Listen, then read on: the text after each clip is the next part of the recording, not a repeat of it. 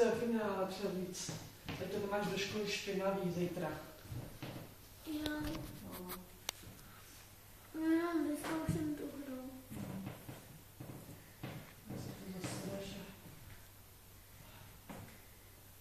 Já zapomněla říct ty kapesníky, dej pro tebe.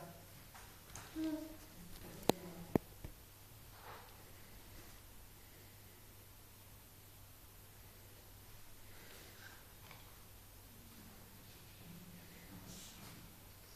Ne, já jak jdu do krámu, tak prdeli. A pokud věcí zapomenu a...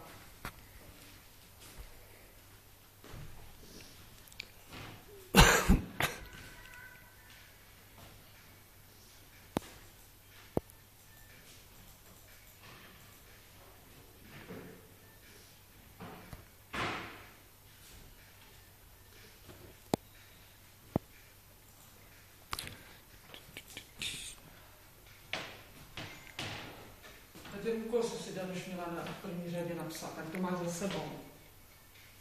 Jo. Máš jenom 4 příklady, jak si to kuky napsat.